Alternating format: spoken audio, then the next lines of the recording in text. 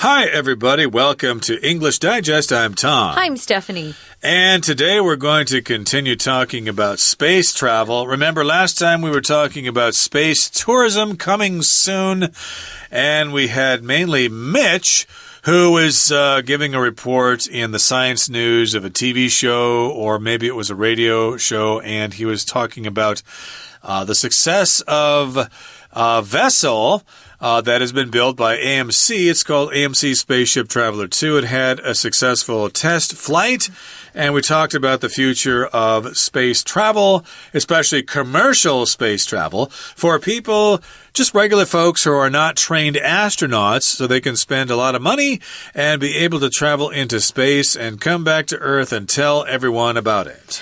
It's not cheap, though. You have to pay $250,000.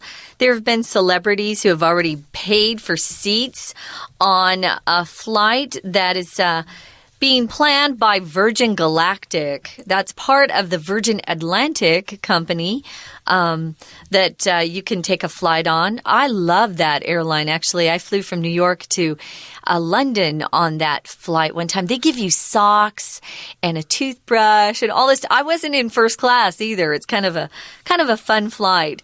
It made a change. It was a different type of flight than I'd usually had.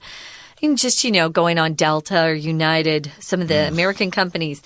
This is Sir Richard Branson's company, and he is already selling tickets for space travel on a future flight. Looks like it's coming around the corner, too. It's going to be pretty quick here that they get a flight going. So it'll be fun to see how successful they are. I sure wish them luck. I don't want them to have a failure because we want these people to come back home. Yes, we do. We don't want them to end up like the people on the Challenger or the other one that blew up over Texas or whatever. But yes, we certainly wish them success here. But today, of course, we've got an article that does talk about the future of commercial space travel, so let's get to it. Let's read the entire contents now of our lesson.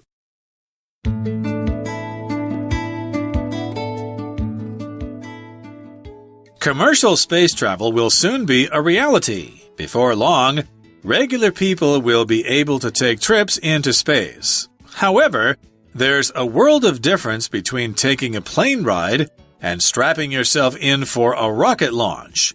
Here are a few things you should know in case you travel into space one day. First, make a plan. Come up with a list of all the things you want to do and keep it with you. For example, maybe you want to take a picture of Earth, float in zero gravity, and figure out how to drink a glass of water. Write this down. If you don't make a plan, you might be so overwhelmed by the experience that you forget to do certain things and end up with regrets. It's also important to be courteous on board. Thomas Jones, a former astronaut, warns people not to monopolize the window. You'll also need to be careful when jumping around and floating in zero gravity. Equally, get to know your fellow passengers. Often, you can have more fun by doing things together, such as playing catch. There's also space sickness to consider. Former astronaut Leroy Chiao says that this is easily controlled by medication, but people can still experience it. Symptoms of space sickness include headaches, vomiting, and nausea. Remember to take your pills and follow all the instructions you're given. Most importantly of all, enjoy yourself.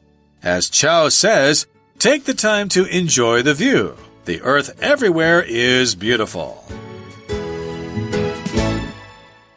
So, what should you know about space travel? I'm sure some listeners out there are probably thinking, wow, that's something I want to do someday. And already making plans to earn enough money to buy a seat. Going to have to work hard, but it's possible. It's not $1 million. It's possible if you save a lot of money. So commercial space travel will soon be a reality. It will be real, something that you can actually do, not something that we just watch on TV or talk about as a dream. It'll be a reality. Before long, regular people, remember, ordinary people, will be able to take trips into space, at least if they have some money. However, there's a world of difference between taking a plane ride, that's just getting on an average plane, right? And strapping yourself in for a rocket launch. If you strap yourself in, it means you buckle up or you put some straps on. It could be made out of some heavy-duty fabric. A seatbelt, that's strapping yourself into the car. But strapping yourself into a rocket, they probably wear shoulder straps. And, they're really locked into that seat very tightly. Because if you've watched the astronauts train, at least to go into space, they have to endure a lot of force on their bodies. And when you watch it in slow motion, it looks like their skin is being pushed back from their eyes. There's a lot of force when you get launched into space. So you have to be tightly strapped in order to remain in your seat. Otherwise, you'd be thrown out. And I think these people have to undergo some training as well. For most of us, if you want to hop in a plane and fly from, say, Taipei to Japan or something like that, you don't need any training. You just show up at the airport and wait for the boarding call. Get in, find your seat, sit down, put on the safety belt, and turn on the entertainment system, and you're good to go. But yes, indeed, if you're going to take a trip into space in a rocket and to be part of a rocket launch, you'll probably have to undergo a certain amount of training. But in any case, after you've done that training, there are some things you need to remember in case you travel into space. So here, the last sentence of the first paragraph says, here are a few things you should know in case you travel into space one day. 1E, in case. Just in case you travel into space. If it happens, then these are some things that you should know, and you should keep them in mind. First, our author suggests that you make a plan. So you think about what you want to do, you sit down, and you come up with a list of all the things you want to do and keep it with you. Yeah, don't make the list at home and then forget to bring it as you get strapped in to that rocket.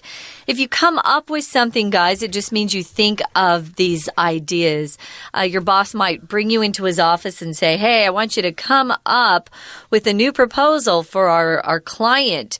We need a new plan. So you come up with or you think of some things using your mind and your imagination. You think of the list of things that you want to do.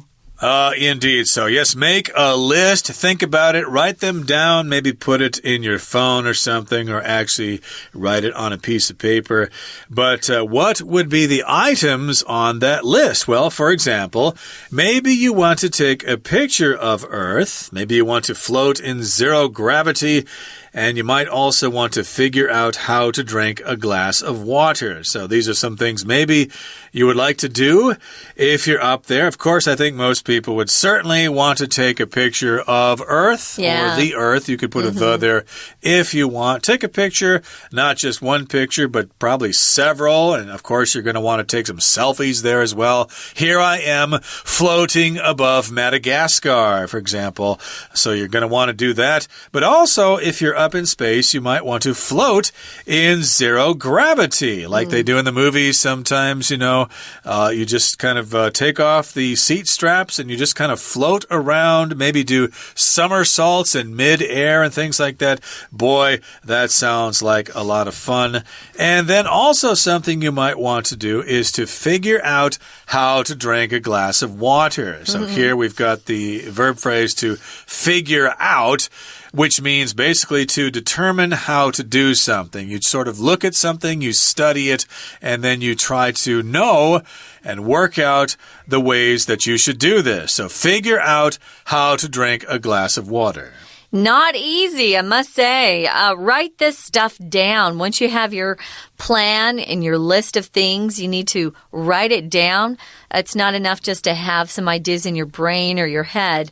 If you don't make a plan, you might be so overwhelmed by the experience that you forget to do certain things and end up coming back to Earth and having those awful regrets. Oh, I should have done that. I should have done this. If you're overwhelmed, guys, usually you just have too much coming at you. Maybe you have too many emotions going through you and you can't control yourself. Maybe you're overwhelmed by emails every day. So you log into your email account and there are just so many, you don't know what to do. You don't know where to start. I hate that feeling, being overwhelmed by something. So work can overwhelm you. Emotions can overwhelm you. Sometimes if you're overwhelmed by an emotion, you might cry. That could be the result. So you might be overwhelmed in that rocket and forget all the things that you had thought you wanted to do, but you didn't make a list. So you don't want to forget those things. A regret is just a wish that you had done something that you didn't do. You feel kind of sad, maybe disappointed. Maybe you've hurt someone's feelings. Oh, and then you feel terrible. You wish you hadn't done that. That's regret. And you don't want to have those regrets. You want to take full advantage of the opportunity. Right. I think life is full of regrets. Gee, I should have done that when I had the chance. You might regret never having actually talked to Pretty Polly back in high school. You had a crush on her, but you were too shy to talk to her. Boy, I really regret that. I could have been together with her forever and ever. Pretty Polly. I haven't heard the name Polly for maybe 20 years, Tom. Yeah, I don't think a lot of girls are actually named Polly, but in any case here, you might have some regrets, and regret can also be a verb. I really regret not going to graduate school. I should have done it when I had the chance, for example. So you might have regrets if you don't make that list, so make sure you do those things, make that list, otherwise it will be over, and you'll realize, oh, shucks, I missed the opportunity, and I won't have a second chance. Well, let's move on now to the next paragraph here. It says, it's also important to be courteous on board. Of course, everybody wants to be up there. They all want to have the experience of floating in zero gravity and looking at the earth and taking a selfie and doing a video and doing all that stuff. But still, everybody else wants that too. You've got other people there, so you've got to be courteous, which means to be polite to other people. Recognize that other people want the same things that you want. True enough, there's Thomas Jones, a former astronaut, and he warns people not to monopolize the window. That's a great way to put that. If you monopolize something, it means you get it or keep it exclusively to yourself, or you take the greatest share of something, which means here, at least, that you just hug the window. You don't look away from the window at all. You don't talk to other people. You just keep looking out the window. Don't monopolize the window. We often use this to talk about being polite and not monopolizing the conversation. When you're in a conversation, you need to listen to people too, not just talk. So if you're monopolizing the conversation or you monopolize the meeting at work, it means you're making more comments and you're not letting other people make comments. So don't monopolize the window. Talk to those around you and make sure you get the things on your list done. Yeah, I wanted to mention a slang term we often use. Don't hog the window. Hog, of course, usually refers to a large pig or something like that. But here as a verb, it means basically you only use it yourself and you don't let other people use it. Hey, quit hogging the TV. The remote control. I was just going to say, don't hog the remote control. Yeah. Exactly. Let other people watch too. You're not the only person here, you know. Or don't hog the sidewalk or whatever. Let other people walk past you, etc., etc. So in here, don't hog the window, don't monopolize the window, give other people a chance to look out. And you'll also need to be careful when jumping around and floating in zero gravity. Yes, it's a lot of fun. You love the experience, but hey, there are other people there too. Don't bash into other people and ruin the experience, like giving someone a black eye or breaking their arm or something. Be careful when you're doing that. Don't act like kids too much, okay? So yes, be careful when floating in zero gravity. Equally, or also, get to know your fellow passengers, okay? You're all on the same boat. You're all in the same boat together. So, yeah, go ahead and chat with them. Hello, my name is Tom. Yes, your name is Lisa. Nice to meet you. Where are you from? What do you do for a living? Etc., etc. Get to know them. Make friends with them. Often you can have more fun by doing things together. such as playing catch. I also have this sort of idea of maybe playing ping pong in zero gravity. Yeah, no way. I got that idea from watching the movie Gravity. With Sandra Bullock. Sandra Bullock was in the, I think she was in the Chinese ship, and there were some ping pong paddles floating in space. And I thought, oh, that looks like fun, playing ping pong in space. But you could play catch, maybe play frisbee or something. Yeah. That could be a lot of fun. There's also space sickness to consider. Hopefully you don't get space sickness. There's such thing as being car sick. If you have car sickness or you are car sick, means you're getting that dizzy, nauseous feeling. You want to throw up. Usually you don't get that if you're driving, right? Look at the road and that'll go away. Space sickness, I don't know how to fix that. There's a former astronaut named Leroy Chow, and he says that this is easily controlled by medication. So make sure you have the right medicine just in case you get that space sickness. But people can still experience it even if they have that medication. What is it like? Well, symptoms include things like headaches, vomiting or throwing up, and nausea, which just is a horrible feeling. Anyone who's ever been pregnant knows that's an awful feeling, that nausea. Yeah. You don't want to eat and you just want to throw up. Sure, you can experience nausea all the time. Maybe if you drink some beer or something, you're not quite throwing up yet, but still you kind of feel sick to your stomach. And these symptoms are just things that indicate space sickness. Symptoms of a cold, for example, would be a scratchy throat, maybe sneezing and coughing. Maybe those are all symptoms of space sickness. And I think these symptoms could be similar to symptoms that you might have if you're seasick. Yeah. If you're taking a ship out to Green Island from Taidong there, you might get seasick. I get seasick, yeah. You might get car sickness if you're driving on the road between Hualien and Suao. And, of course, air sickness refers to the same thing happening when you take an airplane ride someplace. That's why they have those barf bags. B-A-R-F just means throw up or vomit. Barf bags on the planes. Because if they circle the airport and they can't land for a while. I circled the airport one time for an hour. Ooh. I was so sick. I did throw up. Anyway. Yeah, we did that once when we were waiting to land at Chicago. Horrible, huh? Almost missed our flight there. But in any case, that's another story. So, yes, we're talking about some medication here. You can take it to relieve the symptoms of space sickness. And remember to take your pills and follow all the instructions you're given. The instructions are usually given to you by your doctor or on the package itself. Instructions here, plural, countable noun here, just step-by-step words that tell you what you're supposed to do. Usually if you see it singular, someone's giving you instruction, it's usually a professor or a teacher. When you give people a list of how to use something, maybe it's a tool, it's always plural, guys. You want to read the instructions. That's what you'll see. Most importantly of all, here's a last piece of advice. Enjoy yourself. It's an amazing experience. As Chow says, take the time to enjoy the view. The earth everywhere is beautiful. I bet it's amazing to see from space. Yeah, I guess no place would be any better than any other. Yeah. Looking at Australia would be just as beautiful as looking at, say, Japan or whatever. They're all equally beautiful, which kind of tells me that the Earth from the actual surface of the Earth is probably beautiful as well. Enjoy the trips you take here on your Sunday drives or your boat ride out to Green Island. Those are probably very breathtaking as well. Okay, that brings us to the end of our explanation. We're going to hear now from our Chinese teacher. Hello everyone, my name is Tina. 如果有一天你真的有机会去进行 space travel 太空旅行，你要注意哪些事情呢？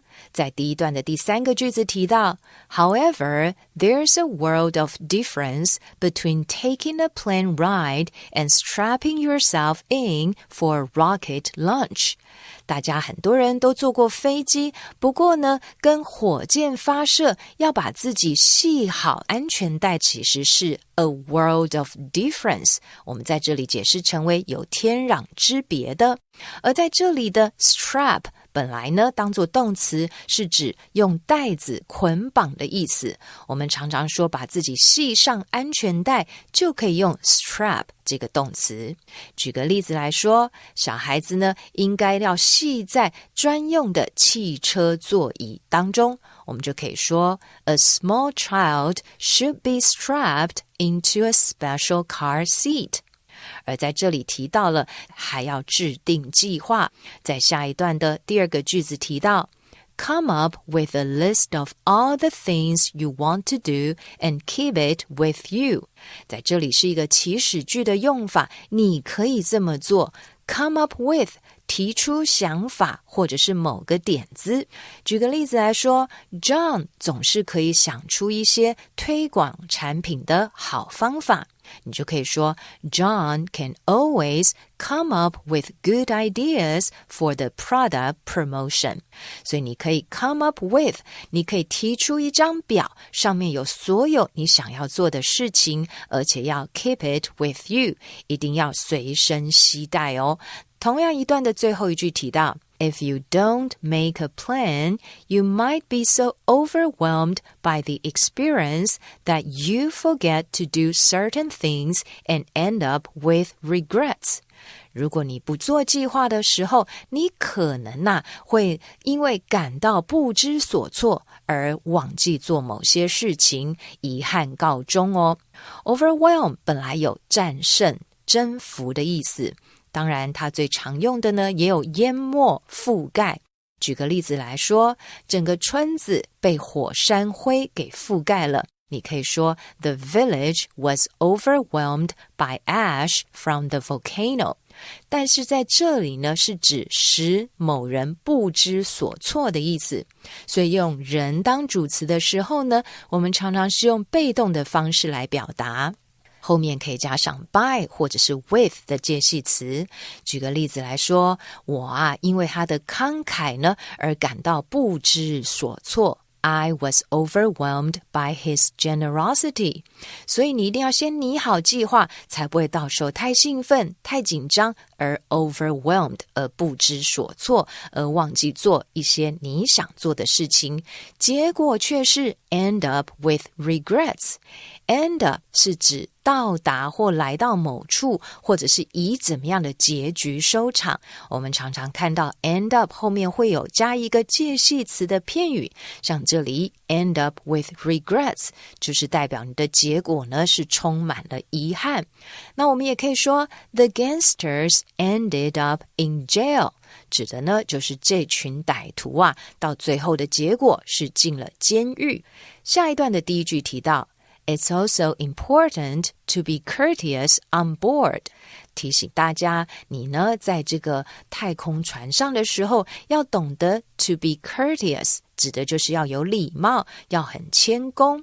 On board 也可以等于一个字 aboard， 指的呢就是在某个或者是飞机、船、车子这一类的交通工具上，要注意它的拼法哦。其实很好记，如果你去搭飞机需要一个登机证，我们叫做 a boarding pass， 所以 on board 指的就是在交通工具上的意思。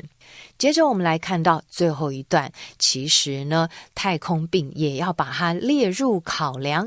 太空病叫做 space sickness， 其实我们常常听到的晕船我们会说 sea sickness， 而孕妇怀孕早上会有这种孕吐感，我们就称之为 morning sickness。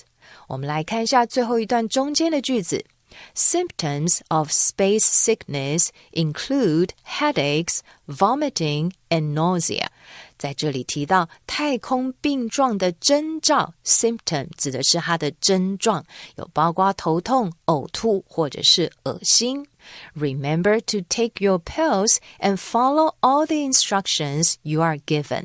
而要记住带着自己的药丸，并且遵从所有给你的指示。在这里的 instruction 也就是有教学、讲授或者是指示的意思。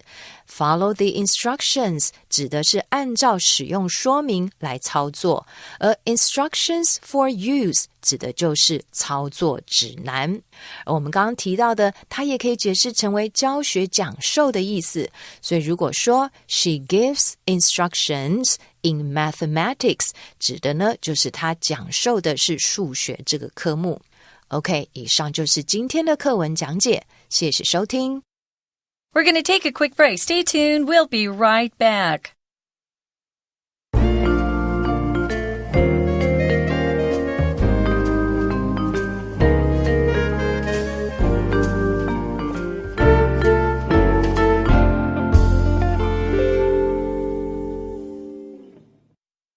Okay, guys, we've got discussion questions here. I'll ask you first, Tom. Okay. What problems do you think people might encounter in space? Well, we've already talked about one possible problem, which would be getting space sick. Yuck. Which means you might throw up, you might have a headache, or you might feel nauseous if you're up there floating around. I'm also wondering what it would do to you mentally if you're able to be up in space like that, several hundred miles above the surface of the Earth. Would you be scared? Would you think, gee, what if a hole develops in this spaceship somewhere or the window breaks? Will all the air get out and we won't have any air to breathe? Yeah, it's a little late to be thinking of that if you're already up there in space. Right, and also it might be difficult for your mind to grasp the vastness of the universe. If you're up there and you look down and you realize, gee, that's the only home we have just below us there, and it's floating in a sea of darkness. My goodness, that is so freaky. You might freak out and you might start having mental problems and bad dreams or whatever, and you'll need to see a psychologist, or psychiatrist even, but I've never really heard of anybody having that problem. I've never heard of this problem before. But I'm just trying to think of a possible answer to this question. How about you? You might suddenly become homesick. Maybe you miss your family. If you're married, you miss your spouse. Stuff like that, of course, could happen. Or maybe you can't stand the people who are on your flight. That would be awful, huh? Because you're stuck up in space with them. Here's the next question. I'll answer this one. Do you think humans will ever live on other planets? Explain your answer. I think we have a chance that people will perhaps live on Mars. But you know what? You'd still have to have the oxygen tank attached to you because there's no air to breathe there. So It's not a place I want to live personally. What about you, Tom?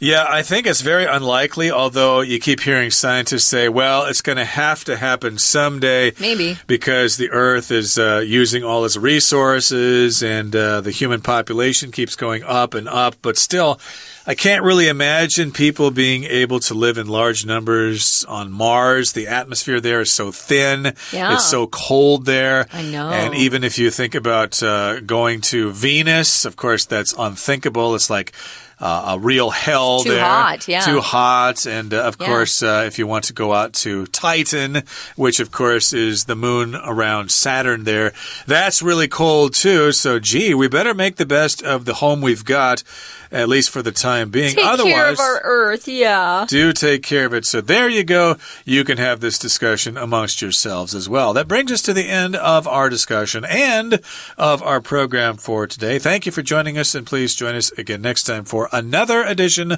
of our program. From all of us here at English Digest, I'm Tom. I'm Stephanie. Goodbye. Bye.